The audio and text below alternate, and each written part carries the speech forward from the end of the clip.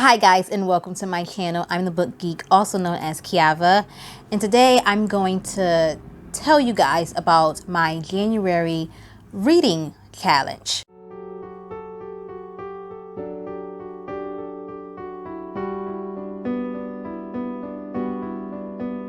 With the recent attacks on the Capitol and mounting racial tensions, racism has become the elephant in the room of most classrooms, both online and in the physical classroom. Teachers are left with the difficult task of addressing racial issues occurring in the country. And these are the tough conversations that need to be happening in classrooms. When I was working as an assistant teacher, the staff had to take diversity and leadership trainings that focused on educating us on how to be unbiased educators. I've dealt with my fair share of racism in the educational workplace, and that is not a field that anyone should work in who has racist, prejudice, or biased beliefs or thoughts towards a certain demographic. You cannot teach children effectively if you hate them. These modern day offenses, these modern day occurrences of hate-fueled actions are weeding out the biased educators. I hope that schools are taking the steps to provide teachers with the proper training necessary. The sad reality, unfortunately, is that despite how much training is provided, some people will not change their views or even attempt to have a more open mind. Some people are willfully ignorant. Some people refuse to unlearn the ideologies that they were raised to acknowledge. And therefore, some people are going to behave the way they want, no matter what, regardless of any amount of training provided. There were educators that were probably in that mob at the Capitol. It's disheartening to know that those types of individuals may be teaching our children. What exactly are they teaching them? In the month of January, we celebrate and remember Dr. Martin Luther King Jr. So I wanted to read books that address the Black experience. I wanted to read books that address the societal issues that Dr. King fought to bring awareness to and eradicate. So I'm going to read several books that deal with the Black experience, but not just any books. I'm going to read how middle grade books address these issues. This is the Black Experience Project in honor of Dr. King. So I have several middle grade books that I'm going to be reading as part of this project. I have books here that are going to cover colorism, police brutality, things of that nature, but written for a younger audience. And so one of the first books I have here to show you is Genesis Begins Again. This is by Alicia D. Williams. This is a book that is going to focus on colorism. And so this story is about a young girl who doesn't like her dark skin. Also to be read is Ghost Boys by Jewel Parker Rhodes. This is a story about a young boy who is shot and killed by a police officer, and as a ghost, he is going to witness the aftermath of his murder. Also, I'm going to read The Stars Beneath Our Feet by David Barclay Moore. This is about a young boy who is coping with the death of his brother, who was lost by gun violence. This story is going to cover how he's trying to survive in a tough neighborhood, and how he's trying to steer clear of the dangerous paths that people are trying to lead him down and try to take a safer, more positive path in life. This is going to deal with the pressures that inner city urban youth, kids who grew up in the projects, often have to deal with, especially the young men. Also, I'm going to read Brown Girl Dreaming by Jacqueline Woodson. This is a collection of poems that basically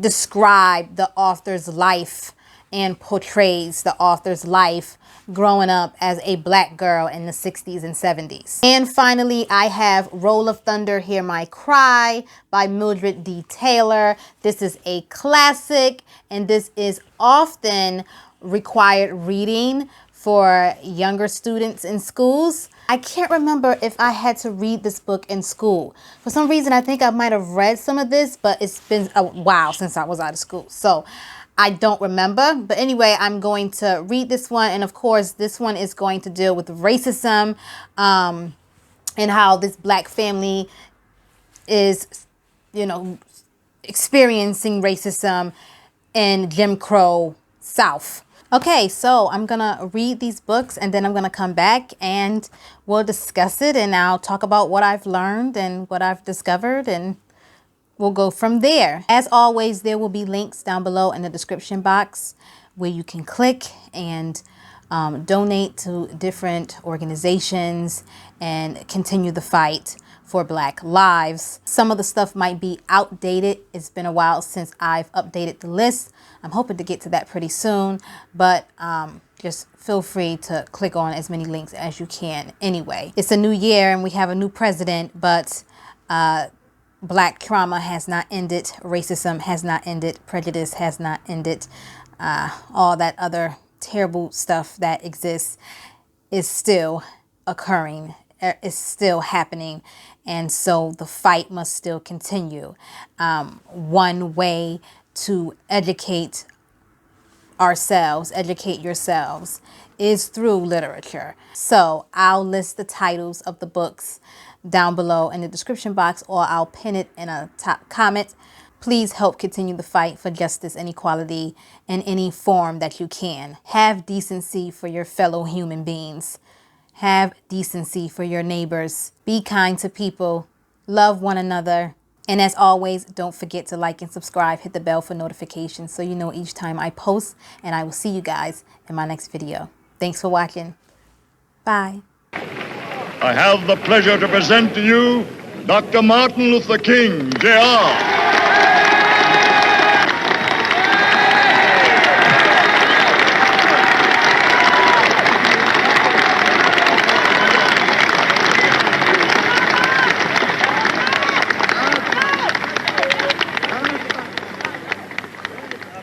I am happy to join with you today in what will go down in history as the greatest demonstration for freedom in the history of our nation.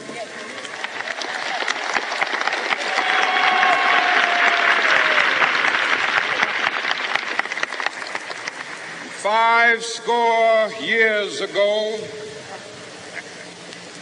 a great American in whose symbolic shadow we stand today signed the Emancipation Proclamation. This momentous decree came as a great beacon light of hope to millions of Negro slaves who had been seared in the flames of withering injustice. It came as a joyous daybreak to end the long night of their captivity. But 100 years later, the Negro still is not free. 100 years later, the life of the Negro is still sadly crippled by the manacles of segregation and the chains of discrimination. 100 years later, the Negro lives on a lonely island of poverty in the midst of a vast ocean of material prosperity. This nation will rise up and live out the true meaning of its creed. We hold these truths to be self-evident, that all men are created equal.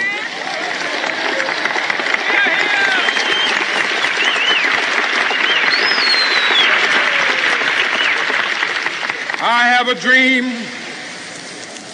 that one day on the red hills of Georgia, the sons of former slaves and the sons of former slave owners will be able to sit down together at the table of brotherhood. I have a dream that one day, even the state of Mississippi, a state sweltering with the heat of injustice, sweltering with the heat of oppression, will be transformed into an oasis of freedom and justice. I have a dream that my 4 little children will one day live in a nation where they will not be judged by the color of their skin, but by the content of their character. I have a dream today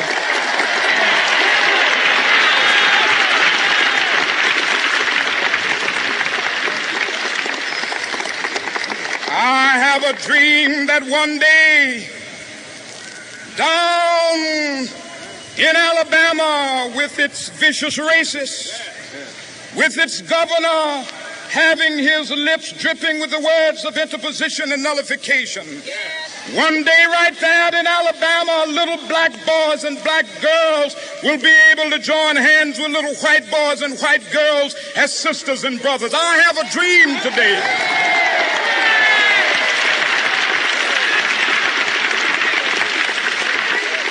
I have a dream that one day every valley shall be exalted, and every hill and mountain shall be made low. The rough places will be made plain, and the crooked places will be made straight. And the glory of the Lord shall be revealed, and all flesh shall see it together.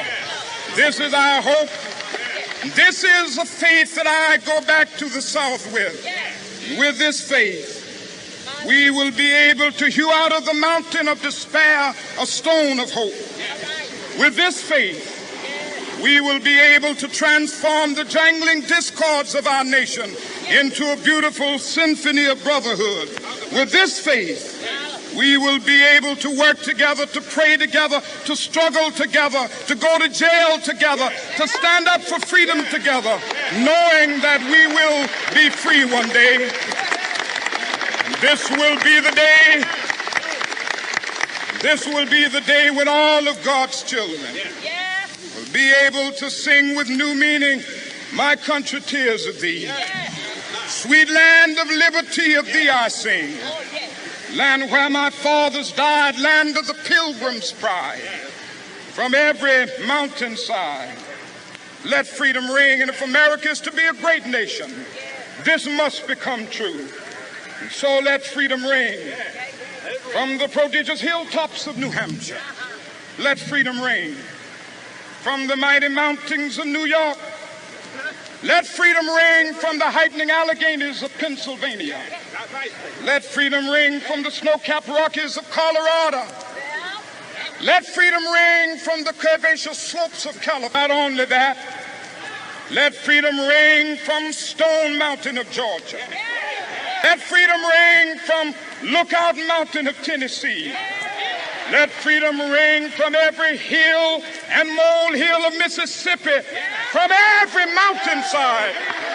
Let freedom ring, and when this happens, when we allow freedom ring, when we let it ring from every village and every hamlet, from every state and every city, we will be able to speed up that day when all of God's children, black men and white men, Jews and Gentiles, Protestants and Catholics, will be able to join hands and sing in the words of the old Negro spiritual. Free at last, free at last.